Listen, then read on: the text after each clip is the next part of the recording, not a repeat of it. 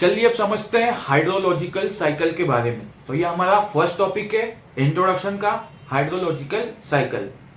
ठीक है, hydrological cycle में सबसे पहले क्या होता है कि सबसे पहले सन जो होता है क्या होता है, सोर्स होता है हाइड्रोलॉजिकल साइकिल का। उसमें क्या होता है, सबसे पहले क्या होगा कि इवोपरेशन होता है।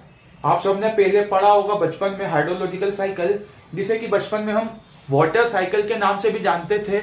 आपने 6th क्लास से 7th क्लास से पढ़ा होगा, ज्योग्राफी में आता था या ईवीएस करके सब्जेक्ट होता था, एनवायरमेंटल साइंस, उसमें आता था।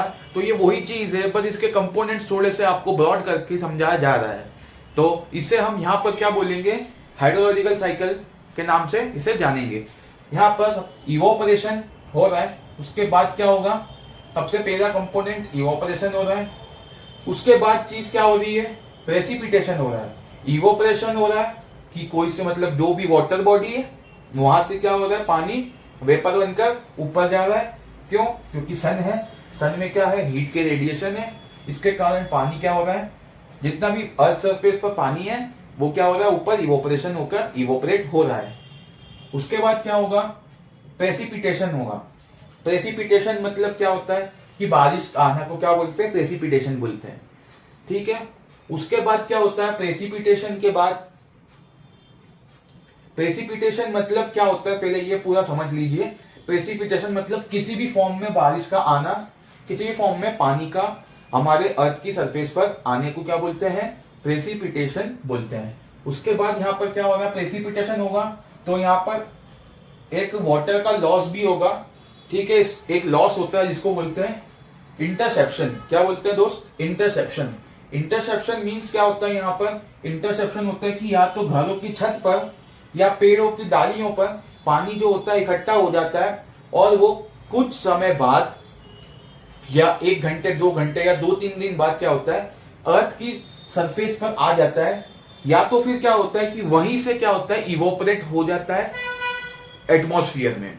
क्या होता है, या तो घर की छत के ऊपर से इवोपरेट हो जाएगा कुछ घंटों में, या तो ये ग्राउंड के अंदर आ जाएगा 6, 7, 8, 9 घंटे में, कैसे भी ग्राउंड के अंदर ये आ जाएगा, या तो इवोपरेट हो जाएगा।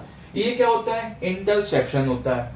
उसके बाद क्या होता है कि अब कुछ पानी क्या है, आया अर्थ पे आएगा तो क्या होगा, अर्थ की सरफेस में क्या होगा, मिट्टी है, सॉइल में क्या होता है, पोर्स होते हैं, मतलब छेद होते हैं, पोर्स होते हैं, इसके अंदर से पानी पास हो जाता है। तो इसमें क्या होगा कि इनफिल्ट्रेशन होगा, मतलब पानी का अंदर आना, उसे क्या बोला जाता है दोस्त, इनफिल्ट्रेशन बोला जाता है। तो ये यहाँ पर सॉइल की जो कैपेसिटी होती है पानी को अपने अंदर से पास करने की, उसे इनफिल्ट्रेशन बोलते हैं। तो यहां से अंदर इनफिल्ट्रेशन हो रहा है। ठीक है,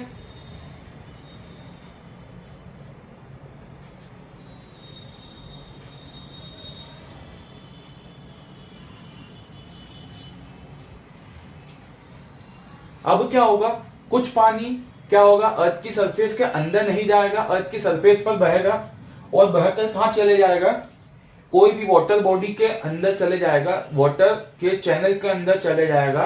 तो उसे क्या बोलेंगे, रन ऑफ बोलेंगे। पानी बह के जा रहा है अर्थ की सरफेस से और कोई से भी जगह पर, नाले में, तालाब में, नदी में, समुद्र में, यहां पर जाकर मिल रहा है, उसे क्या बोलेंगे, रन ऑफ बोलेंगे। रन ऑफ यहाँ पर 2 तरीके का होता है, एक सरफेस रन ऑफ होता है, एक सब सरफेस रन ऑफ होता है, जो कि क्या होता है, इनफिल्ट्रेशन होता है। तो इनफिल्ट्रेशन में से कुछ पानी जो क्या होता है कि नीचे से, ग्राउंड के अंदर से जाकर के वाटर बॉडी में जाके मिल जाता है, ग्राउंड के वाटर में, ग्राउंड के नीचे से जाकर वाटर बॉडी में जाके मिल जाता है, उसे क्या बोलते हैं, सब सरफेस रन ऑफ। मतलब सरफेस के नीचे वाली सरफेस पे रन ऑफ हो रहा है, उसको क्या बोलेंगे, सब सरफेस रन ऑफ। अब उसके बाद क्या होता है कि इनफिल्ट्रेशन में एक और चीज आती है, इनफिल्ट्रेशन में जो पानी होता है वो सॉइल तक चले जाता है।